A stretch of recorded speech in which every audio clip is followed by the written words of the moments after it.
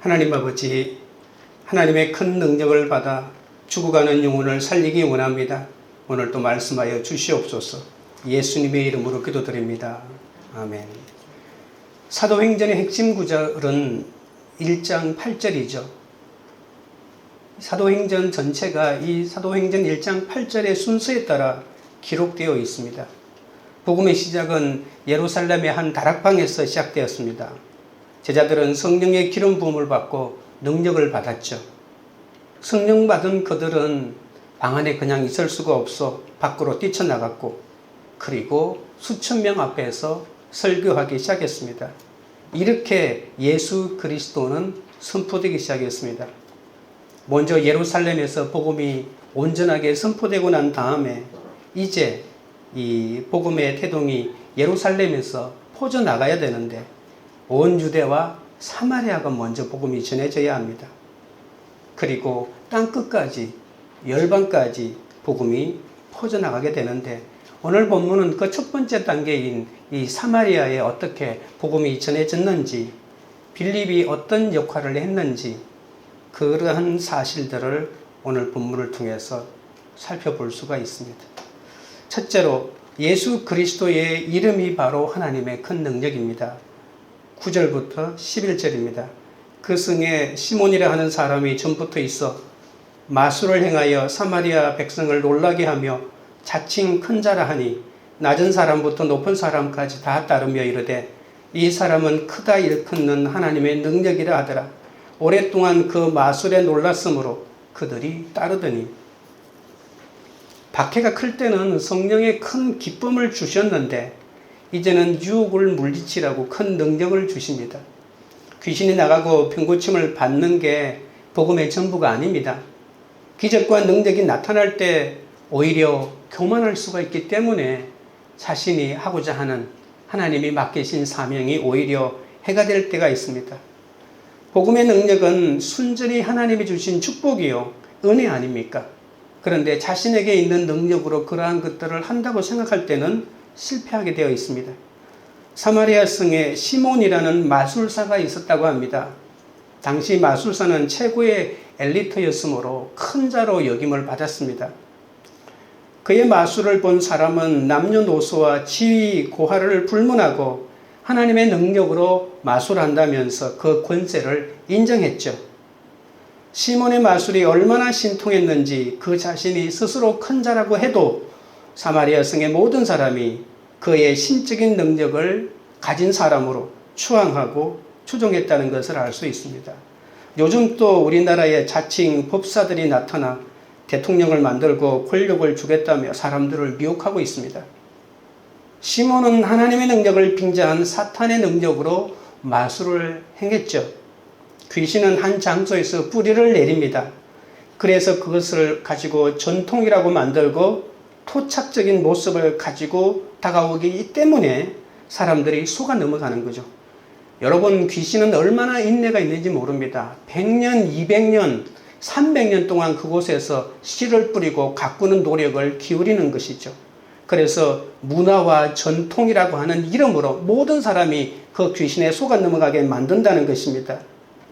영계에 접촉하거나 초자연적인 능력을 소유한 사람이라고 그 귀신들을 추앙하지, 잘못되고 이상하고 상식에 어긋났다고 말하는 사람이 별로 없다는 겁니다. 요즘 제가 TV에 보니까 중국의 소수민족을 찾아다니면서 음식을 소개하고 문화를 소개하는 프로가 있더라고요. 거기 보니까 정말 희한한 족속들이 다 있더라고요. 물론 그들이 다 잘못됐다고 말하는 것은 아닙니다. 그들이 가지고 있는 특이한 모든 전통과 모든 관습이 이 전통이라고 하는 이름으로 뿌려내리고 있는데 그것이 너무나도 특이한 것들이 많다는 겁니다. 사탄의 힘을 빌려서 어떤 특별한 기적과 점과 술수를 그들은 거침없이 행하기도 합니다. 그들은 하나님의 능력을 빙자하고 하나님의 능력을 교묘하게 섞어놓기 때문에 보통 사람이 분별하기는 참 힘듭니다. 구원받은 사람이 복음에 집중하여 따르는 것처럼 이단에 빠진 사람들도 사탄의 미혹에 깊이 빠지게 된다는 것이죠. 이 세상 사람들도 하나님의 능력을 모르고 그리고 세상의 능력과 가짜 행복에 속아서 계속해서 미혹되어 들어가는 것이죠. 예수님의 진짜 능력을 맛보지 못했기에 사탄이 행하는 능력이 하나님인지 마술사인지 분별 못하고 가짜를 진짜로 생각하고 맹신할 때가 있다는 것입니다. 그래서 우리가 하나님의 능력을 생각할 때 가짜 능력을 분별할 수 있는 능력이 우리 가운데 있어야 한다는 것입니다. 그래야만이 예수 그리스도만이 진정한 하나님의 능력이라고 고백할 수가 있는 것이죠. 여러분, 하나님을 안 믿으면 애굽의 바로처럼 이 세계 최강대국의 왕이라 할지라도 재앙이 찾아올 때 기껏해야 마술사들을 궁 안으로 불러서 어떻게 되느냐고 물어볼 수밖에 없는 것이죠. 그래서 하나님을 믿는 우리가 얼마나 대단한 존재인지 알아야 합니다. 저희 어머니는 제가 어릴 때부터 저한테 이런 말을 자주 했습니다. 자신은 그렇게 오래 살지 못하는데 너희 아버지는 정말 오래 살 것이라고 장수한다고 말합니다. 제가 왜 그렇게 생각하시냐고 물으니까 어머니가 젊었을 때 점을 잘 치는 점쟁이에게 우연히 점을 보았다고 합니다. 어머니에게는 위로 외삼촌이 3분 계셨는데 이 외삼촌들이 외할머니보다 일찍 죽는데 당신도 일찍 죽고 그 대신 당신 남편은 엄청나게 오래 산다는 것이었습니다. 그런데 외할머니는 일제 식민지를 피해서 일본에 가셔서 살았습니다. 어머니도 일본에서 태어나셨거든요. 그래서 해방이 되고 건너와서 울산에서 자리를 잡고 사셨는데 그런데 그 전쟁통에 외삼촌 3분이 다 돌아가셨다는 겁니다. 그래서 외삼촌 3분이 다 돌아가시는 이 사건이 어머니에게는 점쟁이의 말이 정말 맞구나. 변할 수 없는 진리처럼 마음에 박혔던 것이죠. 몸이 조금 안 좋으시긴 했지만 자신은 이 병으로 일찍 죽을 것이라고 하는 두려움이 들어있었기 때문에 그 몸이 안 좋으신 중에서도 그렇게 못 산다고 했습니다. 그러나 끝으로 드러나게 특별히 몸이 안 좋으신 것이 없었거든요. 아니나 다를까 어머니는 그렇게 중한 병도 아닌데 49세에 돌아가셨습니다. 그러나 점장이가 그렇게 장담했던 아버지, 너무나도 오래 장수한다고 하는 아버지는 또 2년이 채 못 되어서 64세 때 돌아가셨거든요. 그러니까 알고 보니까 점쟁이에게 속고 귀신에게 속은 거잖아요. 귀신이 말했던 것이 한두 가지 맞으니까 마치 진리처럼 자기 마음속에 이렇게 박혀들었던 것이죠. 믿는 우리도 하나님을 알고 나서는 이런 가짜 능력을 보고 놀라지 않아야 합니다. 오늘 본문에 읽어보면 놀랍다고 하는 말이 참으로 많이 나오죠. 정말 귀신들은 사람을 깜짝 놀라게 합니다. 어떻게 저렇게 신통하지? 어떻게 저렇게 용하지? 어떻게 저렇게 나의 과거를 잘 알지? 이렇게 합니다. 이 세상에는 거짓 신들이 참 행복을 준다고 하면서 당신의 미래를 말해준다고 하면서 당신의 미래를 축복의 미래로 바꿔줄 수 있다고 하면서 끊임없이 유혹하고 있습니다. 사람은 내 목숨이 중요하고 죽을 것 같은 사건이 오면 당장의 문제를 해결해 줄 것 같은 가짜 능력에 속고 맙니다. 평상시에는 그런 거 안 믿는다고, 난 미신 안 믿는다고 말하지만 어려움이 오면 당장 그것부터 찾아 나선다는 거죠. 젊고 유식한 사람 중에 예수 믿으면서도 점도 보고 결혼할 때 궁합을 보는 사람들이 많습니다. 무지하고 무식한 사람만 귀신의 힘을 빌리는 것이 아닙니다. 아주 유식한 사람들도 공부를 많이 한 사람들도 마술과 점과 미신에 의존하고 있다는 겁니다. 여기에는 마술의 능력과 하나님의 능력이 섞여 있기 때문에 분가를 하지 못하는 것이죠. 그러나 한낱 눈속임에 불과한 이 가짜 능력은 사람을 놀라게 할 수는 있어도 사람을 구원할 수는 없다는 거죠. 하나님의 능력과 마귀의 능력을 혼돈하시면 안 됩니다.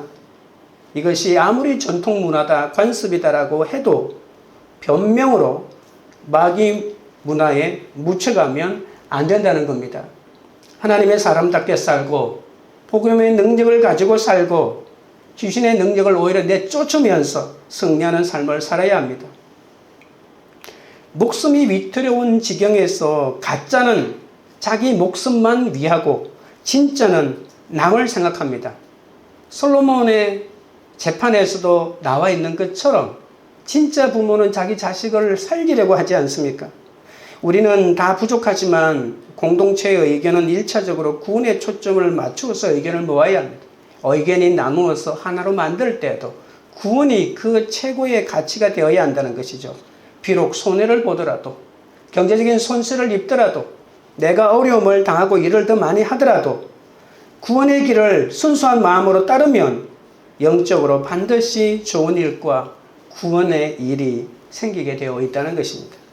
12절입니다. 빌립이 하나님 나라와 및 예수 그리스도의 이름에 관하여 전도함을 그들이 믿고 남녀가 다 세례를 받으니, 바로 그때 빌립이 사마리아 성에 나타나 복음을 전합니다. 사람들은 빌립이 전하는 예수 그리스도 이름을 믿기로 작정하죠. 빌립이 전한 복음의 능력은 삶과 연결되어 있기 때문에 이 마술과는 차원이 달랐습니다. 빌립의 겉모습은 도망자로 초라했지만 큰 기쁨으로 전도하니까 큰 능력이 나타나서 하나님 나라가 얼마나 강력한지 사람이 눈으로 볼 수 있도록 보여주었습니다. 그리고 이 마술사 시몬도 예수를 믿게 되었으니 엄청난 역사가 일어났다고 볼 수가 있겠죠. 내가 지금 당하는 슬프고 창피한 환경에 예수 그리스도 이름이 임하면 다른 사람을 죄에서 꺼내줄 환경이 된다는 겁니다. 고통은 지나갈 수밖에 없습니다. 우리는 환경이 변하게 해달라고 기도하는 것이 아니라 죄에서 구원할 자이신 영원한 예수 그리스도, 스스로 계신 하나님 아버지, 그 이름을 알게 되고, 그리고 우리가 그 이름을 가르쳐주면 성령의 역사로 참변 회개 역사가 일어난다는 거죠. 그래서 새로운 삶을 살고자 이 시몬은 그 세례를 받게 됩니다. 주님의 이름은 이렇게 영원한데 우리가 고통을 느끼는 것은 아직도 내 죄를 보지 못하기 때문이라고 하는 것, 하나님을 내가 받아들이지 못하기 때문에 이렇게 우리가 힘든 삶을 살아가고 있다는 것, 이거 인정하십니까? 여러분, 코로나가 오래 갈 것 같죠? 2년, 3년째 접어드니까 끝이 안 보입니다. 그러나 이 고통 속에서도 우리는 언젠가는 빠져나올 것입니다. 영원한 예수 그리스도의 이름으로 승리할 수밖에 없는 인생입니다.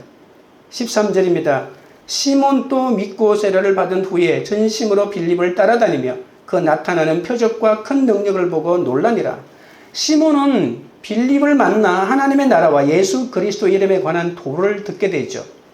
빌립은 세상 학문을 전한 것이 아니라 복음을 전했습니다. 시몬은 빌립의 말을 듣고 너는 진짜고 나는 가짜였구나 라고 하는 걸 뼈저리게 자기 자신이 깨달았다는 것이죠.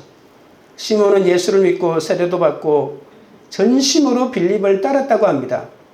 그러나 빌립에게 진짜로 진리가 깨달아서 따라다녔다기보다는 이 전심으로 따랐다고 하는 이 말에 집착할 정도로 집착하면서 따랐다고 하는 것이 더 맞을 것입니다. 하루 종일 졸졸 따라다녔습니다. 시몬은 예수 그리스도 이름이 아니라 나타나는 표적과 능력을 보고 따라갔던 것이죠. 예수님이 아닌 사람을 쫓아다니는 것은 굉장히 차이가 있습니다. 시몬이 구한 표적은 악하고 음란한 세대가 구하는 표적에 불과한 것임을 그는 자기도 모르고 있었습니다. 적용 질문 드립니다. 내가 시몬이 행한 마술과 같이 놀라워하며 오랫동안 목숨을 걸고 따르고 있는 가짜 능력은 무엇입니까? 영원한 예수 그리스도의 이름을 껴안고 고통을 잘 이기고 있습니까? 둘째는 하나님의 큰 능력은 성령 세례를 받아야 합니다. 14절입니다. 예루살렘에 있는 사도들이 사마리아도 하나님의 말씀을 받았다 함을 듣고 베드로와 요한을 보내매, 말씀을 받았다라고 하는 이 말은 사마리아가 유대교가 아닌 그리스도교를 받아들였다는 뜻이죠. 물론 구약 성경도 말씀이니까, 그러니까 여기에서 말씀을 받았다라고 하는 말은 이 그리스도교를 받아들였다는 말입니다. 예수를 받아들였다는 말입니다. 믿는 것도 회개도 말씀을 받은 것이니까요. 유대인이 짐승처럼 취급하는 사마리아인이 하나님의 말씀을 받아들였다는 이 놀라운 소식이 예루살렘을 사수하고 있는 사도들에게 전해졌습니다. 여러분, 사마리아에 성령이 임했다는 소식은 충격 아닐까요? 복음은 당연히 예루살렘 중심, 유대인 중심이라고 생각했던 것이죠. 그리고 그들은 예수에게서 이 성전이 무너질 것이라고 말은 들었어도 이 성전 중심에서 쉽사리 벗어날 수가 없었습니다. 하나님은 그러나 나만의 하나님이 아닙니다. 모두의 하나님이십니다. 성령님은 예루살렘을 뛰어넘고 사마리아를 뚫고 들어가시죠. 사도들은 사마리아는 하나님이 버리실 줄 알았습니다. 사마리아로, 온 유대와 사마리아라고 해도 사마리아로, 이것은 우리가 잘못 들었을 거야. 그냥 예수님이 입버릇처럼 나온 것일 거야. 이 정도로 알았다는 겁니다. 성령은 우리가 싫어하는 곳에도 가십니다. 싫어하는 사람을 품으십니다. 싫어하는 사람에게 성령을 주시고 싫어하는 사람에게 권능을 주십니다. 지역과 인종과 이데올로기를 초월하십니다. 하나님 앞에는 막힌 담이 없습니다. 성령은 우리의 생각과 상식과 전통을 뛰어넘습니다. 사도들은 성령의 역사가 일어나자 즉시 응답합니다. 본토 유대인들이 거부한 이 스데반의 구속사 말씀을 오히려 사마리아가 듣고 받았다고 하니 사도들이 자기들이 회의를 소집하고 얼마나 놀랐는지 수석 사도인 베드로와 요한을 파송합니다. 여러분, 중요한 일에는 중요한 사람을 파송하지 않습니까? 베드로와 요한은 그 당시 그리스도교 초대교회의 최고 지도자급입니다. 이 정도의 사도가 갔다는 것은 이 일은 너무나도 중요하기 때문에 면밀히 판단하고 분석하고 우리가 알아야 될 일이라고 그들이 여겼던 것이라고 볼 수 있죠. 사도들은 사마리아가 복음을 받았다는 말을 듣고 주저하거나 의심하지 않고 즉시 가장 유능한 두 사도인 베드로와 요한을 즉각 파송합니다. 15절 16절입니다. 그들이 내려가서 그들을 위하여 성령 받기를 기도하니 이는 아직 한 사람에게도 성령 내리신 일이 없고 오직 주 예수의 이름으로 세례만 받을 뿐이더라. 여러분, 두 사도가 사마리아로 내려가서 하나님이 우선으로 명령하신 것은 성령 세례를 받도록 기도하라는 것이죠. 여러분이 만약에 베드로와 요한이라면 뭐부터 하겠습니까? 아직 한 사람에게도 성령 내리신 일이 없고 오직 주 예수 이름으로 세례만 받았기 때문에 하나님은, 성령님은 가장 시급한 것이 성령 받는 것이라고 말하고 있다는 것입니다. 여러분, 성령 받는 일은 우리 편에서는 별로 중요한 일이 아닐지 모르지만 하나님 편에서는 너무나도 중요합니다. 우리의 자녀들이 커갈 때 필요한 것은 성령 받는 것입니다. 우리는 더 높은 학교에 올라가서 수업을 제대로 받을 수 있는 준비가 더 중요하다고 하지만 하나님은 성령 받는 것이 더 중요하다고 하십니다. 오늘 본문에 보시면 16절에 보시면 예수의 이름으로 받는 세례를 받았다고 하는데 이것은 우리가 알고 있는 물 세례를 말합니다. 여러분, 빌립이 사마리아 성에서 복음을 전파하자 사람들이 복음을 듣고 충격을 받습니다. 더러운 귀신이 떠나가고 걷지 못하는 사람이 일어나고 중풍병자가 낫습니다. 그래서 물 세례를 주었고 누구도 마다하지 않고 그 물 세례를 받았습니다. 이 세례를 받으면 마귀를 떠나 하나님의 나라로 옮겨지게 되죠. 죄인이 의인이 되고 그리고 내 안에 하나님의 생명이 임하게 됩니다. 여러분, 예수 이름으로 세례받고 구원받는 것도 성령의 역사죠. 이거 성령의 역사 아니라고 말하는 것이 아닙니다. 그러나 이것이 끝이 아니라는 것입니다. 성령 세례가 있습니다. 예수 믿으면 성령 다 받은 것이라고 말하겠지만 그러나 성령 세례가 또 기다리고 있다는 것입니다. 예수 믿을 때 성령 세례를 받았다고 하지만 그렇지 않습니다. 같이 받을 수도 있습니다. 그것을 부정하지는 않습니다. 그러나 엄연히 다른 것입니다. 예수님을 영접하고 귀신이 나가고 기적이 일어나고 예수님이 내 안에 계셔서 나의 주인이 되셨다면 이제 성령 세례를 받아야 합니다. 그래야만이 내가 알고 있는 믿음이 더 확고해집니다.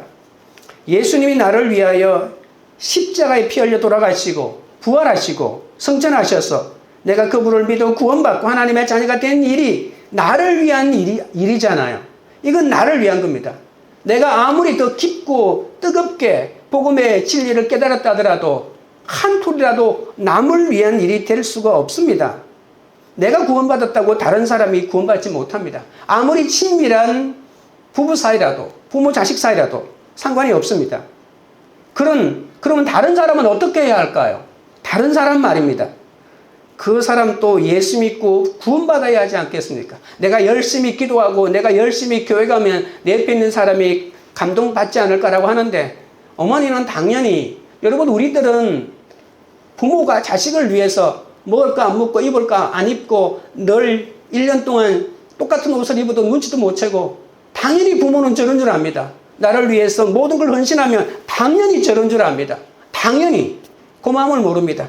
우리가 교회 열심히 다니고 기도 열심히 하고 금식해도 자녀들은 부모가 당연히 그런 줄 알지 그것이 정말 자기의 영혼을 구원하는 일인 줄 깨닫고 돌아오지는 않습니다. 그 사람 또 예수 믿고 구원받기 위해서는 반드시 성령 세례가 필요합니다. 누가 성령 세례를 받아야 하냐고요? 내가요. 내가 성령 세례 받으면 어떤 일이 벌어지냐고요? 그 자녀에게 복음을 전하지 않고는 견딜 수 없습니다. 저놈 예수 믿기 전에는 내가 다른 건 아무리 필요 없다. 네가 아무리 공부를 잘하고 좋은 회사 취직하고 돈을 많이 벌어도 난 그딴 거 필요 없다. 난 그딴 걸 원하는 게 아니다고 피눈물을 흘리면서 그 자녀 앞에서 끊임없이 기도만 하는 것이 아니라 다리를 붙잡고 호소하지 않겠습니까? 조인기 목사님은 이 성령 세례의 결과를 두 가지라고 늘 말씀하셨습니다. 하나는 구원에 대한 확신이고 내적으로 일어나는 것이고, 그리고 끝으로 일어나는 또 하나의 성령 세례의 결과는 복음을 전파하는 것이라고 했습니다. 성령이 임해야 구원받은 사람이 능력 있고 그리고 기쁘게 그리고 충만하게 그리스도를 전가할 능력을 가지게 되거든요. 그러니까 나만 구원받는다면 모르겠지만, 그리고 지금은 모르겠지만 5년 후에 10년 후에도 내 구원을 보장할 수 없으니까 성령 세례를 받아야 하고, 나만 구원받는 것이 아니고 내 옆에 다른 사람들도 구원받아야 하기 때문에 그들에게 복음을 능력 있게 전하기 위해서는 성령 세례가 나에게 임해야 한다는 것입니다. 만약에 사마리아 이 사람들만, 복음을 들은 이 사람들에게만 구원이 필요하다면 성령 받기 위해서 기도 안 했겠죠. 그러나 사마리아에 자녀들이 있고 복음을 못 들은 사람도 있지 않을까요? 그리고 이들도 하나님의 사람이니 그들이 가는 곳마다 복음을 전해야 하지 않을까요? 그러기 위해서는 뭐가 있어야 된다고요? 성령 세례를 받아야 한다는 것입니다. 성령 세례는 일생에 한 번만 받는 일이지만 이 성령 세례를 계속해서 체험하는 것을 우리는 성령 충만이라고 합니다. 그러니 성령 세례와 성령 충만은 같은 말이라고도 볼 수가 있는 것이죠. 구원받았다고 능력이 생길 수도 있지만, 물 세례만 가지고도 능력이 생길 수도 있지만 안 생길 수도 있다는 것입니다. 신분이 변했다고 인격까지 변하지는 않습니다. 우리가 예수 그리스도를 믿으면 호적상 하나님의 자녀로 우리가 들어가는 것이죠. 그런데 내 인격은 하나도 변하지 않았어. 나는 아직 세상 사람이야. 그래서 여전히 육신의 정욕과 안목의 정욕과 이 세상의 자랑을 추구하는 게 내 모습이라는 거죠. 그건 로마서 8장에는 우리의 영이 이 육신에 갇혀있기 때문에 이 육신의 소욕을 거부할 수 없다는 것이죠. 물론 거부합니다. 거부하지만 완전히 자유로울 수는 없다는 것이죠. 성령 세례, 성령 충만이 필요한 것이 바로 그것 때문입니다. 예수 그리스도를 믿고 구원을 받지만 이 성령의 기름 부음을 받아야만 능력이 임한다는 것입니다. 그러나 그 능력은 나를 위해 받는 것이 아니라고 했죠. 구원은 나를 위해서 받지만 이 성령의 능력은 봉사하고 헌신하기 위해 받는다는 것입니다. 이것을 사도 바울은 은사라고 말했습니다. 똑같이 예수를 믿지만 기쁨으로 능력 있게 전도하는 사람이 있고 죽어도 전도 못하는 사람이 있습니다. 성령의 능력을 받지 못하면 전도 못합니다. 잠깐은 전도할 수 있지만 오히려 실망하고 그 다음에는 전도는 절대로 안 되더라고. 자기만 믿는 것이 아니고 다른 사람에게도 그렇게 말합니다. 세상 사람이 악해서 전도 같은 것들은 안 되더라고 말하는 것이죠. 결론적으로 하나님을 할 수가 없다는 것이죠. 성령이 임하지 않으면. 우리는 예수님이 육으로 오신 하나님이신 것을 알아야 하지만 영으로 오신 그리스도인 성령에 대해서 알아야 되지 않겠습니까? 여러분, 예수님은 육시로 오신 뿐만이 아니라 영으로도 오셨습니다. 영으로 오신 분이 바로 오순절날 마가의 다락방에 임하신 성령이고, 그 성령은 바로 이 사마리아에서도 여전히 임한다는 것입니다. 이 성령을 알아야 능력이 생깁니다. 찬송하고 기도할 능력 말입니다. 여러분, 찬송은 능력 없어도 찬송할 줄 압니까? 여러분, 내가 죽게 생겼는데 슬픈데 찬양이 나옵니까? 제가 아는 어떤 분은 연로하신 장로님인데 이제 약간 치매기가 있기도 하지만 그냥 일본 노래를 틀어놓고 그걸 계속 듣고 하루 종일 유행가를 듣는다고 합니다. 여러분, 결정적인 순간에 그 유행가를 엄청나게 크게 틀어놓고, 그것도 슬픈 유행가를 틀어놓고 마음의 위안을 받는다고 합니다. 여러분, 찬송을 부르는 건 지금은 언제든지 내가 들을 수 있지 모르겠지만, 내가 힘들고 내가 정말 힘이 약했을 때, 내 의지가 약했을 때, 슬플 때, 그때도 계속해서 여러분, 우리가 찬송을 듣고 찬송을 부르고 그리고 기도할 수 있으려면 이 성령의 능력이 필요한 것입니다. 그리고 성령의 능력이 나를 사로잡을 때 우리는 마귀와 싸울 수 있습니다. 죄와 싸워 이길 수도 있고, 나 자신의 육신의 욕망과도 싸워서 이길 수가 있는 것입니다. 내 육신의 생각은 가장 나다운 거라고 해놓고 내가 하고 싶은 대로 마음대로 해보십시오. 사람이 어떻게 될까요? 이건 내 스스로가 한 거야. 이게 바로 나야. 그렇지 않습니다. 사람의 생각은 악하기 때문에, 여러분, 사람은 악합니다. 그냥 멀쩡하다가도 악한 생각들이 불쑥불쑥 일어납니다. 그게 사람입니다. 특별하기 때문이 아니라 그게 사람이라는 것입니다. 제어하고 통제해야만이 하나님이 기뻐하는 사람의 노릇을 할 수 있는 것이죠. 육신의 생각을 따를 것인가, 영의 생각을 따를 것인가. 육의 생각을 따른 사람은 사망이지만 영의 생각을 따른 사람은 생명과 평안에 이른다고 말하지 않았습니까? 예수님의 제자들을 보십시오. 이들은 십자가도 보고 산상수훈도 듣고, 여러분, 우리는 글자로 예수의 행적을 보지만 이 세상에 책으로 기록하면 책을 둘 수 없을 만큼 기가 막힌 말씀을 3년 반 동안이나 그렇게 들은 제자들도, 부활의 목격자가 된 그들도 힘이 없고 두려움에 사로잡혀서 죽겠다고 하지 않았습니까? 그들이 성령 받기 이전의 제자들을 생각해 보십시오. 많은 사람이 예수를 믿지만 아직도 힘이 없고 능력이 없기 때문에 죄와 싸우지 못하고 내 문제에 대해서 해결점을 찾지 못하는 것입니다. 여러분, 말씀을 묵상하고 적용을 할 수 있는 힘이 안 생기는 거예요. 말씀 묵상은 잘하는데도. 그러니까 결정적인 열매를 맺지 못하는 거예요. 내 마음에 말씀의 씨앗은 뿌려지지만 가시밭과 그리고 돌짝밭과 세상의 염려 때문에 여러분, 우리의 이 씨앗이 자라여 열매 맺는 데까지 못 가고 계속해서 엎어진다는 겁니다. 성령을 사모하는 길밖에 없습니다. 해결책은 이것밖에 없습니다. 하나님 아버지가 약속하신 성령을 받기 전까지는 예루살렘에서 기다리려고 하지 않았습니까? 영으로 오신 예수 그리스도가 우리 가운데 역사할 때 이 제자들처럼 방 안에 가만히 있지 못하고 밖으로 뛰쳐나갈 수가 있습니다. 내가 구원받았다고 해도 복음을 전하기 위해서는 성령님을 의지해야 되고 성령님께 사로잡혀야 합니다. 어떤 사람은 방언이 터지기도 하고 방언이 없을 수도 있습니다. 방언이 중요한 것이 아닙니다. 방언 자체가 중요한 것이 아닙니다. 성령이 계신 곳에는 팽창이 일어납니다. 복음의 팽창이 일어나고 이 복음의 역동성이 나타날 수밖에 없는 것입니다. 사람을 가만히 있지 못하게 만드는 것이 성령의 역사의 특징입니다. 17절입니다. 이에 두 사도가 그들에게 안수하며 성령을 받는지라. 사도들이 안수하자 성령이 임합니다. 여러분, 성령 세례는 안수하거나 기도할 때 일어납니다.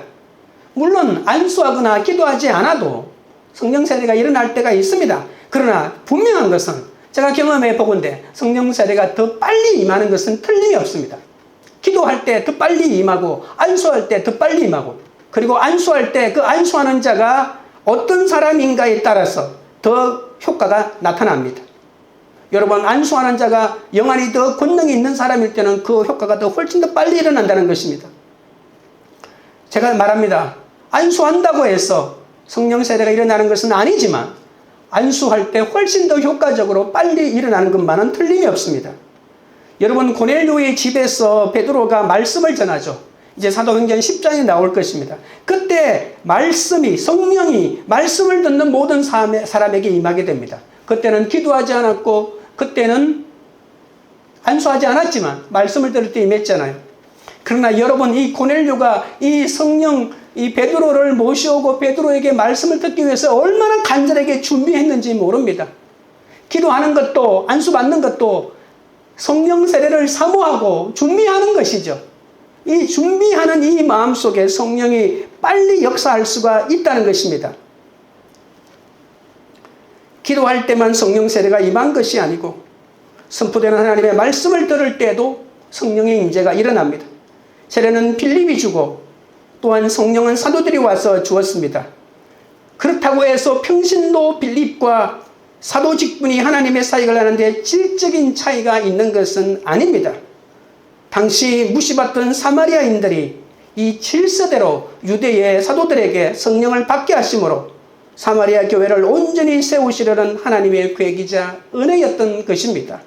아무리 사마리아가 성령으로 하나님의 교회가 만들어졌다 하더라도 여러분, 초대교회는 서로 연합하고 연대해야 되잖아요. 그래서 이 안디옥 교회가 예루살렘 교회가 긴밀한 관계를 가졌던 것과 마찬가지로 아무리 사마리아 교회가 회복되고 세워졌다 할지라도 이 모교회인 예루살렘 교회가 연대하지 않으면 여러분, 이 적대시하던 그들의 전통에 사로잡혀 복음으로 하나 되지 못하면 교회는 힘을 잃고 말았을 것입니다. 그래서 유대인인 그들이 그렇게 미워하고 싫어하고 정오했던 이 유대인 출신들 사도들이 직접 와서 그들에게 안수할 때 성령이 임한 것은 이때까지 하나가 될 수 없었던 이 미움을, 장벽을 뛰어넘는 하나님의 역사가 이 속에 들어가 있다고 볼 수가 있는 것이죠. 그러니 평신도 빌립과 사도들의 질적인 차이가 아니라 이 모든 것이 하나님의 계획 속에 일어난 것이라고 볼 수가 있는 것입니다. 아무리 유대가 싫다고 하더라도 사도들은 하나님이 세운 교회의 지도자들이잖아요. 그 지도자를 인정하고 받아들일 때 여러분, 사도들을 중심으로 교회가 이루어지고 주님의 교회는 하나이기 때문에 질서가 없으면 안 된다는 것입니다. 내가 하나님의 허락하신 질서를 잘 지키고 있으면 하나님은 때가 되어서 하나님께서 우리를 높여주는 것이죠. 여러분, 그때까지 내가 겸손하게 내 자리를 지키는 것이 성령의 큰 능력을 갖추는 것이 비결입니다. 여러분, 우리가 교회 생활하면서도 나는 저 지역장이 마음에 안 들어, 나는 저 목자가 마음에 안 들다고 말할 수가 있겠잖아요. 그러나 그 속에서 질서를 인정하고 기다릴 때 하나님의 큰 능력을 갖추게 되는 비결이라는 것입니다. 주님이 우리를 훈련하는 가장 좋은 방법이 내가 싫은 사람을 참고 견뎌내는 것입니다. 이 훈련을 잘 받다 보면 결국엔 성령의 열매가 맺히게 됩니다. 적용 질문 드립니다. 구원을 받았지만 아직도 힘이 없고 두려움에 사로잡혀 있지는 않습니까? 성령 받기 위해 열심히 기도하고 있습니까? 셋째로, 하나님의 큰 능력은 성령은 돈으로 살 수 없다는 것을 아셔야 합니다. 18절 19절입니다. 시몬이 사도들의 안수로 성령 받는 것을 보고 돈을 들여 이르되 이 권능을 내게도 주어 누구든지 내가 안수하는 사람은 성령을 받게 하여 주소서 하니, 두 사도가 사마리아 사람에게 머리에 손을 얹고 기도하자 성령님이 그들에게 임하심을 모든 사람이 직접 보고 느낄 수 있었죠. 사도들의 성령 세례를 보고 가장 놀란 사람은 바로 시몬입니다. 그 즉시로 지갑을 열어 사도들에게 돈을 한 뭉치 내어주면서 이 희한한 능력을 자기에게 팔 수가 없는지 거래를 시도합니다. 시몬은 뛰어난 마술사기 때문에 마술에 필요한 기술이나 기구라면 그 가격이 얼마든지 지체하지 않고 사들였던 바로 그 사람입니다. 여러분, 마술은 이 기술도 있어야 되지만 이 기구가 중요하잖아요. 무조건 닥치는 대로 샀다는 겁니다. 왜냐하면 그것은 투자이기 때문에. 그래서 성령님의 임재를 보자 앞뒤 가리지 않고 그 권능을 돈으로 사려고 했다는 것입니다. 우리들 교회에 있는 어떤 집사님이 교회에 처음 와서 주부를 나눠주고 있는 집사님을 보고 이렇게 말했다고 합니다. 찌라시 한 장 주십시오. 가장 중요한 순간에 옛 성품, 옛 습관, 옛 사고방식, 옛 삶의 태도가 자연스럽게 드러나는 것이죠. 여러분, 빌립은 끝으로는 세례를 받고 필립을 지성으로 쫓는 그리스도인이었지만 내적으로는 여전히 옛날 마술사의 심성을 고스란히 가지고 있는 옛사람 그대로였다는 겁니다.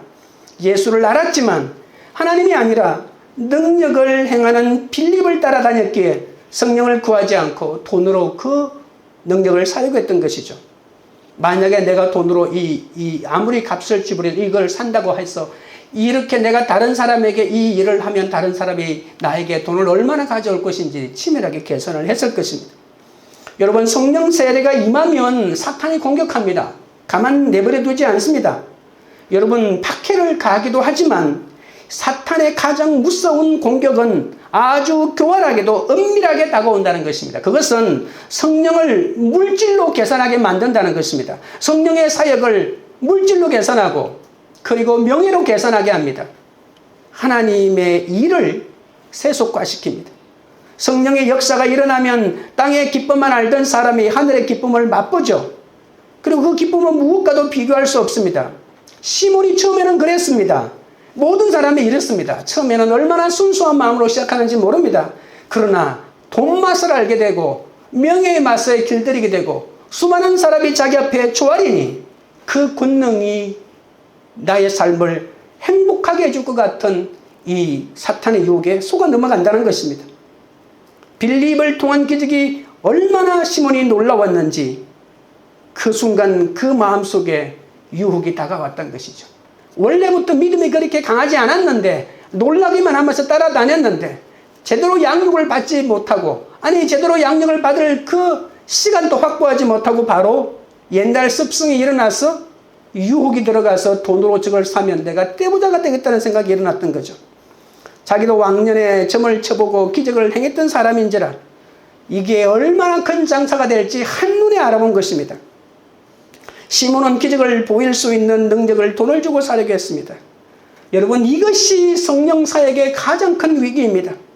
성령의 본질은 구원의 복음을 능력 있게 전하는 거잖아요.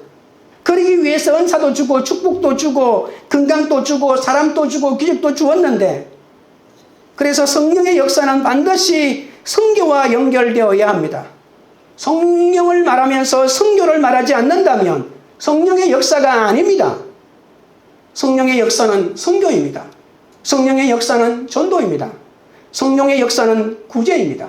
가난한 자를 돕고 병든 자를 돕고 기적이 일어나는 것은 모두 영혼을 구원하기 위해서지 않습니까?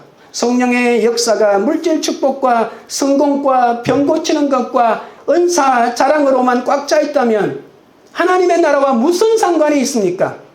시몬은 성령을 사모했지만 진심으로 사모한 것이 아니고 아담과 하와처럼 선악과를 먹고 하나님처럼 되고자 했기에 돈으로 성령의 능력을 사려고 했던 것입니다. 하나님의 선물은 문자 그대로 값없이 주는 선물이잖아요. 경건은 이게 재료가 아닙니다. 나의 기도는 이게 재료가 아닙니다. 내가 받은 하나님의 은사는 나의 명예를 높여주고 나의 삶을 윤택하게 해주는 어떤 재료가 될 수도 없습니다. 그런데도 모든 것을 돈으로 살 수 있다고 시몬은 생각했습니다. 그 모습이 시몬에게만 있을까요? 오늘날 우리에게는 없을까요? 성령을 받지 못한 사람은 물질의 노예가 되어 경건을 이익의 방도로만 생각할 수밖에 없는 것이죠. 성령의 은사로 하나님이 일을 하다가 돈을 많이 버는 쪽으로 사역을 급선히 하는 것이죠. 여러분, 나도 모르게 이것을 놓쳐버리면 이 모든 세상이 그렇게 하고 있기 때문에 여러분, 세상을 다스리는 이 경영 마인드를 이 목회 마인드에 너무나도 많이 수입해서 교회에 적용하기 때문에 나도 모르게 교회를 그런 방향으로 흘러가게 한다는 것입니다. 그러다가 하나님의 영광을 잃어버리고 돈에만 관심을 가지게 되죠. 그러다가 돈과 성공과 물질과 함께 망하는 것입니다. 교회가 엄청나게 성장했는데 정말 어느 날 살펴보니 교회의 부동산이 어찌 그리 많은지, 성령님이 우리에게 권능을 주시고 은사를 주시고 한 모든 것이 돈벌이 수단으로 삼으라고 그렇게 하신 것이 아닙니다. 인기와 성공의 도구가 될 수가 없습니다. 성령은 수단이나 도구가 아닙니다. 성령님은 하나님과 마찬가지로 영광 받으시고 예배의 대상입니다. 시몬이 돈을 주고 안수의 능력을 사고 싶어 합니다. 그의 이름 시몬, 영어로는 사이먼이라고 하죠. 이 돈인 이 시몬이라고 하는 그의 이름 앞에 이 돈이라고 하는 머니가 합쳐져서 사이먼이라고 하는 영어 단어가 생겼는데 성직 매매라고 하는 뜻이 바로 이 사이먼입니다. 이 시몬에서부터 유래된 말입니다. 귀신 쫓고 능력을 행하는 것보다 중요한 것은 거룩의 능력, 헌신의 열매가 있는지 살펴보는 것 아니겠습니까? 성령을 통해 내가 무엇을 얻었는지, 그 성령을 통해 내가 무엇을 주었는지 말할 수 있어야 합니다. 당신은 성령 때문에 무엇을 손해봤고 당신은 성령 때문에 무엇을 주었는지를 우리가 대답할 수 있어야 합니다. 여러분은 성령 때문에 이익을 보았습니까? 손해를 더 많이 보았습니까? 20절부터 23절입니다. 베드로가 이르되 내가 하나님의 선물을 돈 주고 살 줄로 생각하였으니 내 은과 함께 내가 망할지어다. 하나님 앞에서 내 믿음이 바르지 못하니 이 도에는 내가 관계도 없고 분깃될 것도 없느니라. 그러므로 너의 이 약함을 회개하고 주께 기도하라. 혹 마음에 품은 것을 사해 주시리라. 내가 보니 너는 악독이 가득하며 불의의 메인바 되었도다. 시몬은 원래 정체는 무당입니다. 예수 믿은 지 얼마 되지도 않았는데 성령의 안수로 기적이 일어나는 것을 보고서 돈을 주고 그 능력을 사려고 하지 않았습니까? 베드로가 그것을 보고 돈과 함께 망할지어다 라고 말했습니다. 이 세속적인 야망을 눈치채고 책망한 것이죠. 여러분, 성령 사역에도 유혹이 있습니다. 가장 큰 유혹은 물질과 세속의 영광과 섬김을 받는 것입니다. 그것으로 하나님의 거룩과 영광과 빛을 보지 못하게 만드는 것이죠. 하나님의 은사나 성령의 역사나 하나님의 교회를 언제나 세상에 놀린 돈과 관련하여 해석하면 안 됩니다. 시몬은 하나님을 믿는다면서도 하나님보다는 돈을 더, 힘을 더 신뢰하고 성령님의 인재마저도 돈으로 해결하려고 했습니다. 만사를 돈으로 해결하려면 하나님과 바른 관계를 맺을 수 없습니다. 그러니 하나님의 나라에 무슨 분깃이 있겠습니까? 그래서 자신이 죽은 다음에도 돈이 자신을 지켜줄 것이라고 믿는다면 결국 공동묘지에서 영원히 망할 수밖에 없다고 베드로가 말하고 있습니다. 아직도 옛삶을 청산하지 못했다면 우리는 이 베드로의 질타를 들어야 할 것입니다. 베드로는 마지막 회개의 가능성이 있으니 그 가능성을 붙잡아야 한다고 합니다.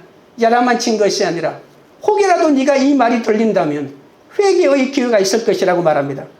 저희 집에도 지난 성탄절 주부터 개를 키우고 있는데 개 중에서 가장 위대한 개는 회개입니다.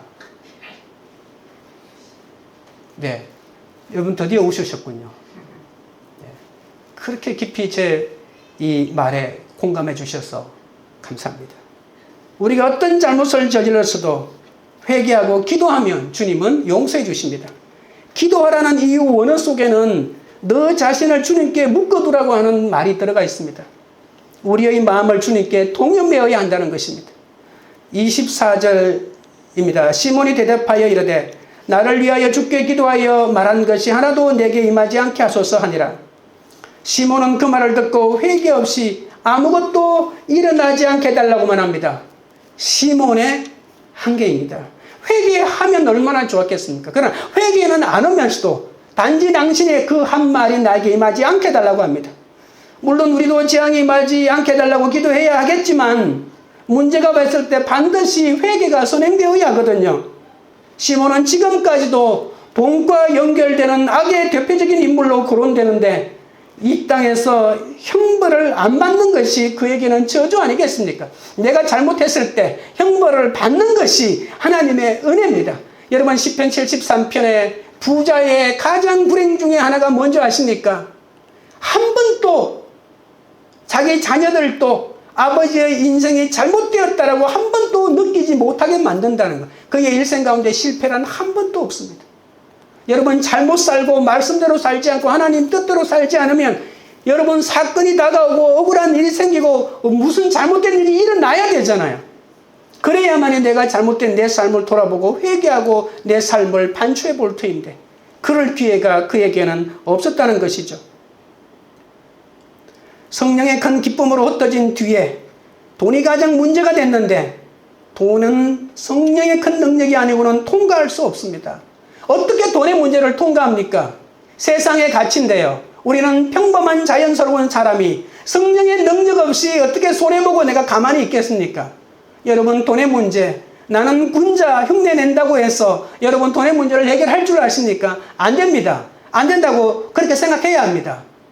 나는 아무리 돈이 필요 없다고 생각해도 성령을 받는 길밖에 없습니다. 돈의 문제를 해결하는 유일한 방법도 성령을 받는 길밖에 없습니다.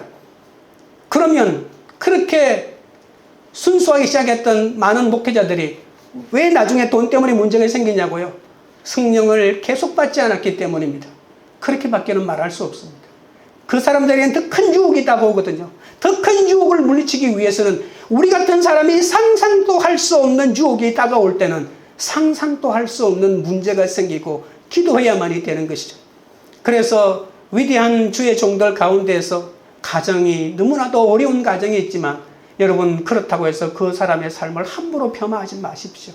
하나님이 기도하게 만들려고, 겸손하게 만들려고 다른 사람이 생각도 못한 어려움을 그 가정에 주는 것인데, 그래서 그 사람으로 하여금 하나님만 바라보게 하는 것 아니겠습니까? 우리는 여전한 방식으로 말씀을 받고 기도에 전념해서 이 사탄의 돈에 대한 유혹을 지혜롭게 극복해 나가야 할 것입니다. 적용 질문 드립니다. 성령의 능력을 돈으로 사려고 한 시몬처럼 나의 이익을 위해 행하는 경건은 무엇입니까? 말씀을 맺겠습니다. 하나님의 큰 능력은 항상 가짜가 있다는 겁니다. 진정한 능력은 예수 그리스도 그 이름뿐입니다.